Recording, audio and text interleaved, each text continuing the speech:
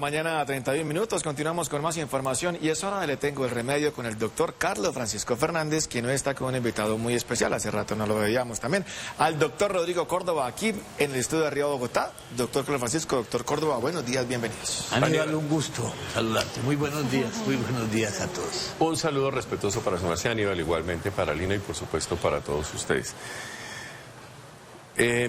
¿Necesita este país un psiquiatra general? Psiquiatra general de la Nación.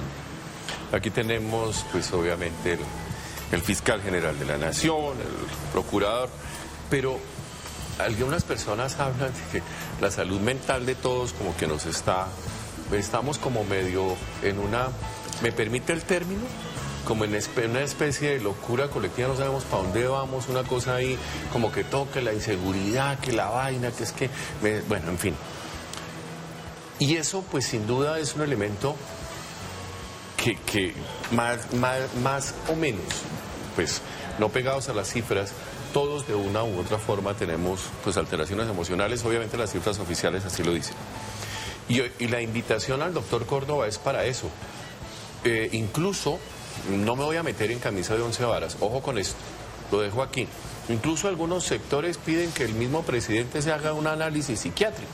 Entonces, dejo eso ahí porque pues eso no es el patrimonio de esta sección.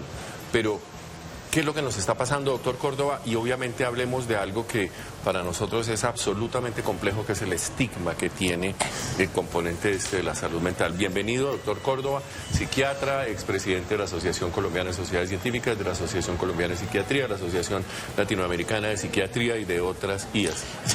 Doctor Carlos Francisco, muy buenos días y a todos muy buenos días. Creo que terminó poniendo la tilde donde a mi juicio debe ser. Es que hay que quitarle toda la carga estigmática, es decir, ese sello, ese quemón, esa marca que llevan las enfermedades mentales. No se puede ni agredir, ni descalificar, ni quitarle méritos a alguien bajo los epítetos de que tiene una enfermedad mental. Eso es lo más importante a mi juicio.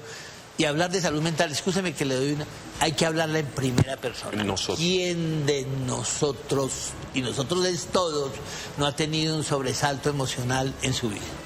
Esto es muy importante. ¿Por qué? Porque nosotros los médicos tenemos una limitación grande. Cada vez que decimos algo sobre alguien con una patología, con una enfermedad, tenemos que necesariamente pegarnos al rigor. Si el doctor, me acuerdo de alguna anécdota curiosa hace ya muchos años, que usted hizo un comentario y la persona que lo recibió dijo, viniendo de un psiquiatra me preocupa. ¿Sí? Si un psiquiatra dice, es que usted está loco, pues obviamente así se ha comentado, pues obviamente eso se convierte en un problema. Pero aquí todo el mundo juzga, entonces habla del otro, habla del que, es que a mí me parece, es que usted es que no sé qué. Ese componente de mirar la salud mental en tercera persona, ¿qué implicaciones tiene dadas las cifras que tenemos en este momento en el país? Lo primero, yo siento que ese viejo dilema entre la res corpórea, es decir, todo lo que es el cuerpo, corazón, riñones, pulmones, y la res extensa, que es lo mental, así lo plantearon en alguna época, nos dividió. Entonces todo este proceso lo asociaron como a la voluntad, a flaquezas, a fragilidades, a incapacidad de enfrentar los problemas. Y a veces es que no se quiere y no es porque no quiera, sino porque no puede. Y en ese sentido, en ese orden de ideas, sin duda, descalificar es que este es loco, este es bipolar, este es depresivo, como si tuviera una carga sobre eso y lo mostrara como un problema de incapacidades, de fragilidades, de ser menos personas. Creo que esa carga tenemos que retirarla como tal, porque eso hace parte de los seres humanos. Hoy en día hemos visto, hay unos datos muy importantes, se ha aumentado el 60% la demanda de los servicios de atención de salud mental. Es decir, todos de alguna manera en esto que haces tú desde acá desde hace tanto tiempo, mostrar que todos tenemos flaquezas, ha llevado a que la gente busque ayuda para intentar y vivir mejor. Y lo grave es que las palabras importan. Las palabras importan. Y esas descalificaciones arteras, desconsideradas y a veces que no tienen una explicación, no todos son médicos, piensan que llevan una carga ofensiva, una carga descalificadora, y es importante ser cuidadosos con eso en lo personal. Y el efecto que se tiene, doctor Córdoba, es grandísimo. ¿Por qué? Porque la persona que no tiene, digamos, una patología, digamos, evidente, pues puede que le ruede lo que le diga. Pero la persona que siente que definitiva, o incluso las personas que están diagnosticadas y en tratamiento, al ver que todo el mundo se descalifica y se utilizan, digamos, los componentes de salud mental como elementos para atacar al otro, pues hace que esta persona se esconda, que esta persona mimetice sus síntomas, obviamente descuide incluso sus tratamientos y por supuesto eso incrementa el problema.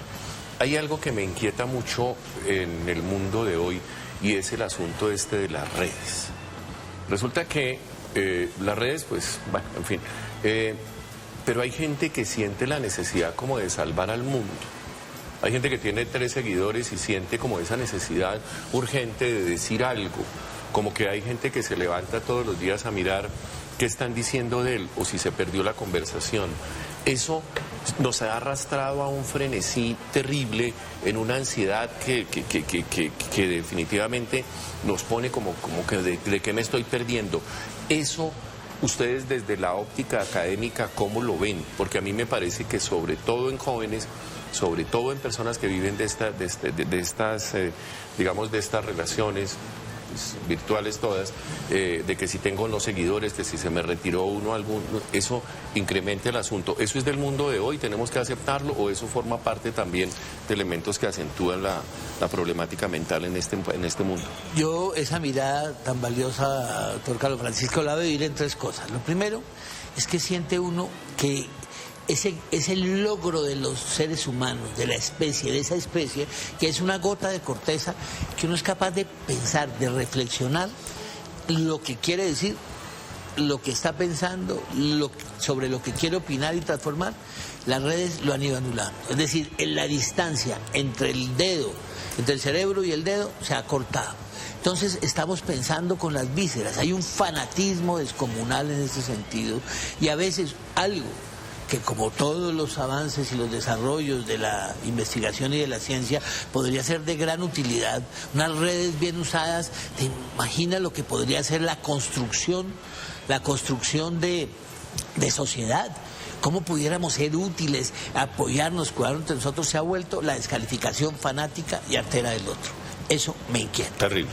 Eso me parece, porque se convierte en momentos en un lugar donde usando cualquier tipo de epíteto hay que descalificar al otro, como si fuera la grosería o aún las enfermedades.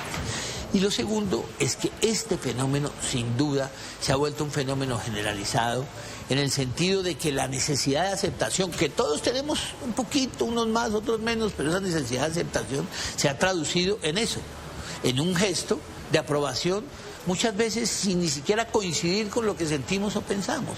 Entonces, de aquí, digamos que surgiría 2 invitaciones. Primero, bajémosle a ese sentido de barra brava, de furioso, que si el otro es distinto hay que acabarlo. Lo segundo, un poco a la reflexión, hagamos un proceso constructivo. Y lo tercero, el reconocimiento más valioso se lo da uno mismo con uno mismo. Luego los aplausos. Esto es muy importante porque nosotros tenemos aquí una experiencia curiosa. Hablemos de la pandemia, por ejemplo. Había un temor, pues obviamente de todos, de exponernos. Me acuerdo que nosotros a las 5 de la tarde nos conectábamos con la gente cuando dábamos esas cifras y había como un espíritu de solidaridad y actuábamos bajo una premisa. Si la gente se trata mal en las redes, vamos a hacer de este espacio algo en donde nos tratemos bien, en donde hablemos, no importa, pero que nos respetemos. Creo que lo logramos en ese momento, pero uno termina agotado con ese tipo de cosas. No tanto porque la gente se trate bien, sino porque es como una isla ahí en ese asunto. Y pareciera, doctor Córdoba, que aquí el objetivo es darse en la cara sin conocer al otro, sin mediar nada, simplemente porque pareciera que las redes nos permiten esa licencia. Entonces, si estamos atacando a uno, yo no conozco al fulano, pero es que ese es un tal por cual, o porque opinó, o porque dijo, o porque no sé qué. ese elemento, ¿cómo se traduce en la vida real? Porque lo que sí vemos nosotros es que las redes normalizan cosas. Entonces, por ejemplo, uno se acostumbró a que siempre hay un video en el atentado, siempre hay un video en el atraco, siempre hay un video en la violencia, de cualquier cosa. Y como que a uno le parece como normal ese asunto. ¿Eso cómo se traduce en la realidad y en su consulta? Eso quizás es una preocupación de fondo. Es posible que a las personas les esté importando más que ese video que está haciendo se lo reconozcan por la oportunidad, la sagacidad de encontrarlo, que poder beneficiar al otro, ser considerado, ser compasivo con el otro, tener ese deseo irremediable de aliviar al otro. Escúcheme, lo interrumpo, doctor Córdoba. Vi un video en la costa, no me acuerdo exactamente en qué lugar, en el que en vivo, para llamar en términos frente a algunos, un tipo mata a otro y lo ahoga. Y el video se vuelve viral porque, pues sí, y entonces decían, no, es que como era una rencilla entre ellos y parece que tenían como deudas de tal.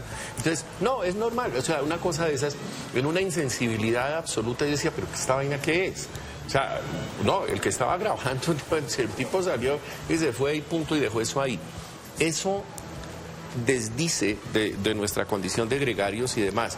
Pero vuelvo y le digo, doctor Córdoba, ¿eso se puede atenuar o forma parte de esa realidad normal a la que tenemos que acostumbrarnos? Es difícil tener esa respuesta, es difícil tener esa respuesta. Ya quisiera yo pensar que es como un fenómeno de moda y que va a pasar la efervescencia y que de alguna manera va a salir lo mejor del ser humano. Que todos estos fenómenos constructivos de la ciencia también se vuelvan para construcción de seres humanos, de humanidad, de futuro. Pero no sé por dónde tiene que llegar el viento para eso. Es como un anhelo, pero siento que en eso, y ahora por donde empezábamos, que tiene que ser un llamado desde todos, desde los líderes, desde los dirigentes, desde los artistas. Hay mucha gente que la oye. Y si nosotros, entre todos, casi hubiera como un gran acuerdo de que por lo menos tengamos, que el reto de crecer no sea descalificar al otro, sino reconocer los argumentos del otro y quizás exponerlos de uno. Yo tengo esa ilusión, pero lo que uno ve es que vamos en dirección contraria. La salud mental de este país tiene problemas muy serios. No desde ahora, desde siempre, acumulados. Obviamente ahora se visibilizan y por supuesto la pandemia fue un elemento que disparó algunas cosas y generó otras que se vuelven pues en colectivo muy dramáticas. ¿Cómo va eso? ¿Cómo ve usted eso? Bueno, yo he tratado desde hace algún tiempo de no hablar de cosas aquí porque la verdad como que queda uno arando en el mar, tocando ahí como en campanas de palo. Pero hablando de nuestro sistema de salud, algún día hablábamos que si uno tuviera, por ejemplo, las reformas empiezan así, es decir, la integralidad en la salud mental para todos, dentro del componente de prevención, dentro del componente de diagnóstico temprano, tratamientos y obviamente suficiencias y oportunidad en los abordajes. ¿Cómo está eso en el país, doctor?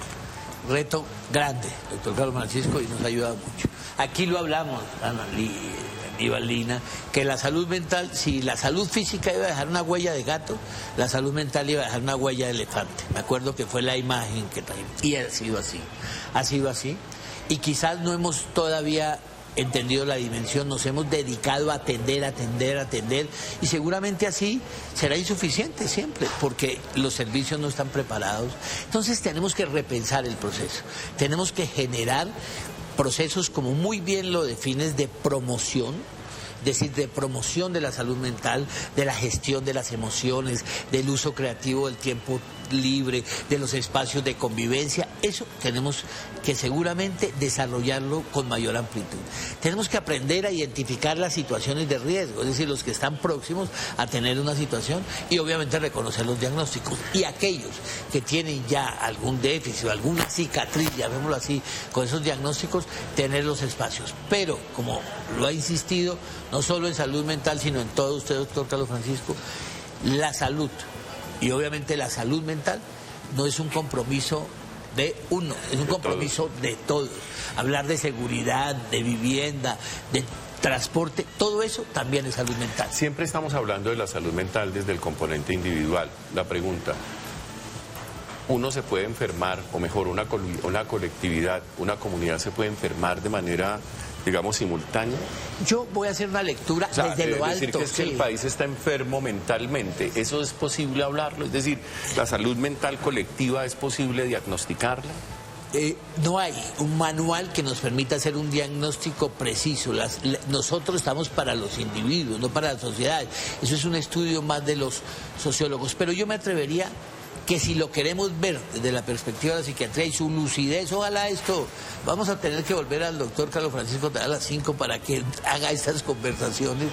Yo creo que hay que identificar lo de la comunidad en general, en términos de viendo el país en un proceso, como la situación en general para la convivencia, los problemas, es decir, las manifestaciones que se están convirtiendo y se pueden convertir en enfermedades, las enfermedades, y corregir las secuelas de lo que pasó. De lo que pasó. Eso yo diría que así lo vería en unos términos globales. Un tema que naturalmente nos convoca a todos, el estigma. Empiece por revisar usted. Sí, cuando descalifica al otro, es que usted está, no sé qué, es que no tiene razón. Todos esos elementos que como que apropian desde el plano personal la verdad y como que le niegan la presencia incluso al otro, así sea mínimamente. Ese tipo de cosas tienen que ver con esto. Y por supuesto tenemos que hablar de tolerancia y que si alguien siente que necesita ayuda, búsquela. ¿Por qué? Pues porque de una u otra forma está este sistema, mal que bien, obviamente para servir. No se quede con eso y ojo con la descalificación. Una recomendación final, doctor. El equilibrio emocional también se rompe. El equilibrio emocional también se rompe. Se quedó enmochilada con sus preguntas ahí, Lina. Cuando venga nuevamente el doctor, porque aquí estamos hablando de un marco muy general y yo quería preguntarle sobre algo muy individual. Entonces, mejor de cuándo acá y nos volvemos a ver, que si me permite invitarlo de nuevo. No, por supuesto. Yo encantado. Este espacio siempre será de él. Y obvio, hablando de salud, tenemos que hablar de esto. Cuando se trata de diálogos, cuando se trata de hablar, cuando se trata de mirar, de ponerse de acuerdo, hay cosas que son mínimas. Yo me puedo poner de acuerdo de manera, o puedo no ponerme de acuerdo. Por ejemplo, usted es hincha de Santa Fe, yo jamás lo sería, pero eso no nos pone en esquinas personales diferentes, ni más faltaba. Pero hay problemas en los que está, porque es que aquí no hay de por medio en esta diferencia, en los hinchas, no hay nada de por medio, no está en juego nada, ¿sí? Simplemente un gusto.